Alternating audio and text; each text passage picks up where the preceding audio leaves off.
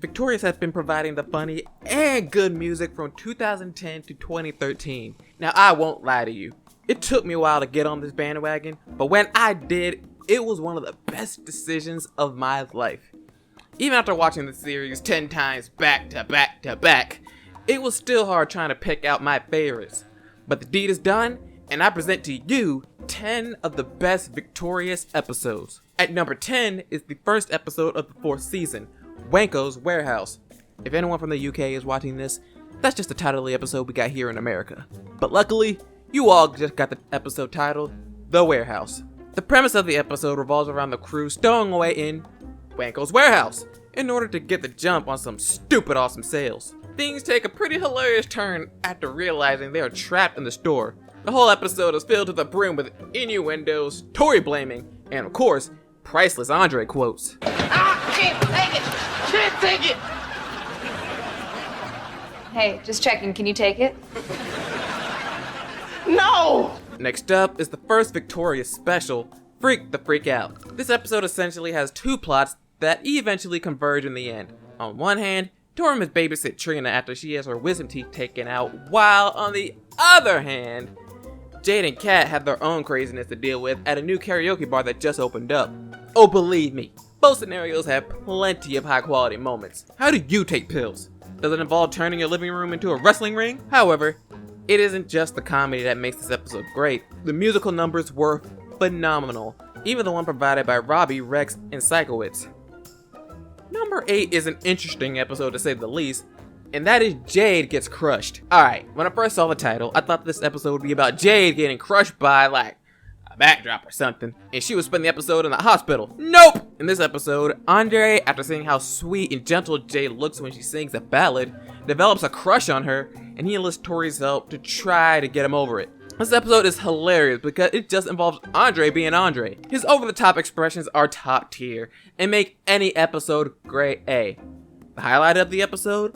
As a last-ditch effort to get Andre to see just how bad Jade can be, Tori dresses up and acts like her, only for the plan to backfire spectacularly, and Andre ends up momentarily falling for her. Luckily by the end, he moves on and doesn't become a bad person. Just in time to make his grandma proud, you know? Before she lost her mind. Number 7, Sleepover at Psychowitz. You ever wanted to sleep over at your teacher's house? Well, neither did these kids, but it was all done so that Psychowitz could teach them about method acting. The twist is, for the entire night, they all had to play obnoxious characters, and should they break character, they would be booted from his house. This episode gets a lot of hate because of the plethora of bad acting, but that was the entire point of the episode. They were all given extremely two-dimensional, obnoxious characters that they really didn't have much to go on. The characters are as follows. Tori was a police officer who wore too much lipstick and was obsessed with Raisin Bran. Andre was a 9-month pregnant marathon runner, still don't know who the daddy is. Jade was a farm girl who never got angry. Beck was an Englishman who didn't respect other space. Robbie was a motivational speaker with jello legs. And Kat was a 1980s comedian. Personally, I enjoyed this absurd acting. I don't know. Maybe my sense of humor is just off. Get some water and some sunscreen because number 6 is a hot one. Survival of the hottest. The beach is the perfect place to chill and relax on a hot day. Want to know what's not a great place to be in the dead of summer? Inside an RV with no AC. That's what Tori and everyone else, minus Kat, had to go through.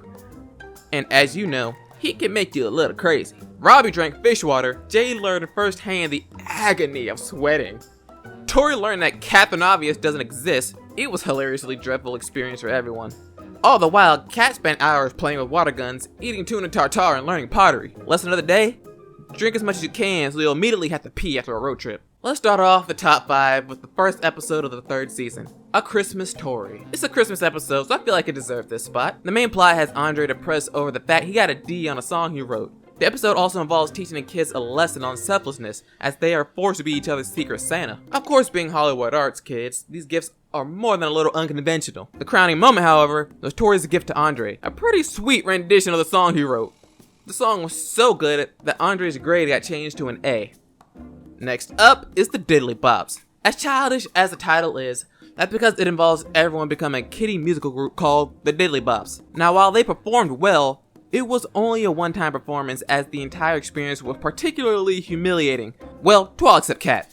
And because of how childish the performance was, it shot down Andre's best chance at a record deal, putting him in a state of depression. That was until Tori gave him the idea to rework the song into something better. There are plenty of reasons to like the episode. We get some fun and amazing songs, there's a lesson on dealing with depression, and we get this classic exchange.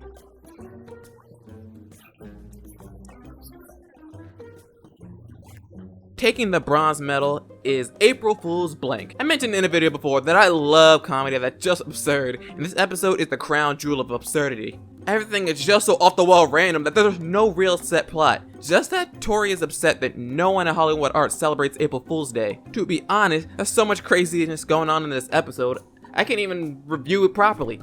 Just take a look at a few notable scenes. Tori, did you hear the news? What? What happened? It's war, Tori, it's war. Oh, is it Switzerland? When you forget about the war, we're gonna have a pop quiz. But you just said that. It's true, I'll tell you. I just heard it from two boys in the bathroom at the urinal. Well, what am I supposed to do now? Well, you are in a restroom. You could waltz.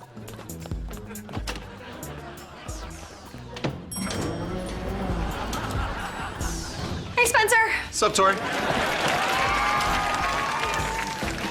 In second place is the parody episode, The Breakfast Bunch. Personally, I've never seen The Breakfast Club, and don't intend to. But here's how the episode went down. The gang is all stuck in detention and spend their Saturday trying to avoid their mean vice principal, and ultimately getting closer as friends. Maybe. I don't know. Anyway, it was a pretty funny episode to watch, especially after everyone had their fill of tacos. Plus, Andre's run dance, priceless. And the all-time best episode is Locked Up. Who wouldn't want to go on a free vacation to a tropical island? That's what everyone thought would happen until they found out the hard way that the paradise Yerba is a ravaged country in the middle of a civil war.